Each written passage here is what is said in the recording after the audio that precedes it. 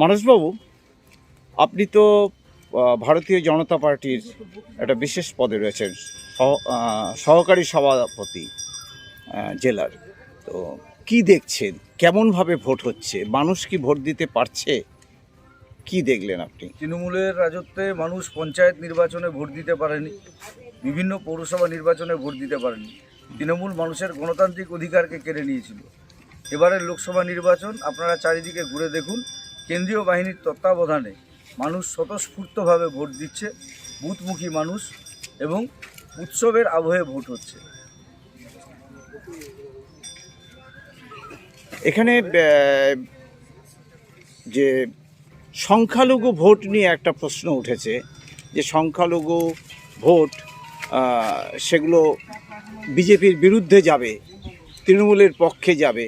আপনার কি মনে হয় কেন যাবে, এটা কেন বলছে তারা? আমরা 10 বছর ভারতবর্ষের যশস্বী প্রধানমন্ত্রী নরেন্দ্র মোদীজির নেতৃত্বে বিজেপির নারা, বিজেপির যেটা স্লোগান, সবকা সাথ সবকা বিকাশ, সবকা বিশ্বাস, সবকা প্রয়াস, আমরা সবাইকে নিয়ে, সর্বধর্মের মানুষকে নিয়ে দেশের বিকাশে 2047 সালে ভারতবর্ষের স্বাধীনতার 100 বছর পূর্তিতে বিকশিত ভারত মোদীজির নেতৃত্বে তৈরি করবার লক্ষ্যে কাজ করছি। বিজেপির প্রত্যেকটা কার্যকর্তা সেই কাজ করছেন।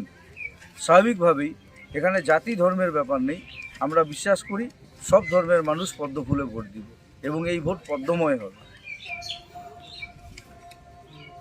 দীর্ঘ 40 বছর পরে প্রধানমন্ত্রী এসেছিলেন রায়গঞ্জ লোকসভা কেন্দ্রের মাটিতে, পা দিয়েছেন, যেটা বিগত প্রধানমন্ত্রীদের মধ্যে একমাত্র রাজীব গান্ধী শেষ এসেছিলেন, তারপরে আর কাউকে দেখা যায়নি।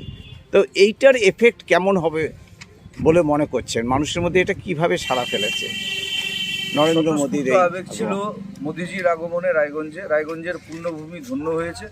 এ যুগের রাম তিনি রায়গঞ্জের মাটিতে পা রেখেছেন এবং মানুষের স্বতঃস্ফূর্ত আবেগ নিয়ে, মানুষের সাড়া নিয়ে তিনি এখানটায় 1 ঘন্টা সময় থেকে ফিরে গেছেন এবং তার ফল সেটা রায়গঞ্জের রাস্তায় সেদিন মানুষের ঢল দেখলেই মানুষ বুঝে গেছে এবং তার এফেক্ট আজকে এই 26 তারিখে নির্বাচনের দিনও গ্রাম এবং শহরে যে কোনো জায়গায় ঘুরলেও আপনারা বুঝতে পারবেন।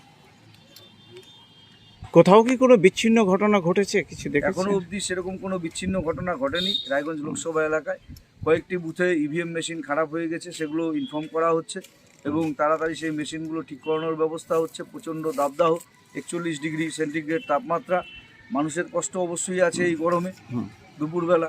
স্বাভাবিকভাবেই ইভিএম মেশিন খারাপ হলে লাইনে অনেক লোক আছেন ভোট দেওয়ার অপেক্ষায়, সেই জিনিসটা তৎপরতার সাথে যাতে মেশিনগুলো ঠিক হয় সেটা আমরা বলছি। আর দ্বিতীয় হচ্ছে ইসলামপুর গ্রাম পঞ্চায়েতের আগদিমটি খুন্তি গ্রাম পঞ্চায়েতে কিছু বুথ তৃণমূল কংগ্রেস ক্যাপচার করেছে, সেই খবর আছে আমাদের কাছে। কেন্দ্রীয় বাহিনীকে সেই খবর দেওয়া হয়েছে, তারা সেই মোতাবেক ব্যবস্থাও নিচ্ছেন। আচ্ছা, ভোটের যে পার্সেন্টেজ অন্যান্য ভোটে এই সময়, এখন যে সময় আমরা দেখছি, তাতে অ্যাভাব 60% ভোট হয়ে যায় এ সময়। এবার গোটা জেলার যা রিপোর্ট, 52% ভোট হয়েছে।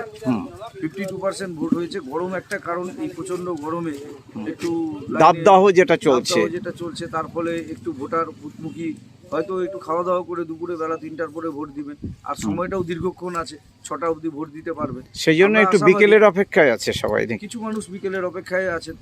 আমরা আশা করছি যে 85% পোল আমাদের রায়গঞ্জ লোকসভায় সার্বিকভাবে 80 থেকে 85% পোল হবে।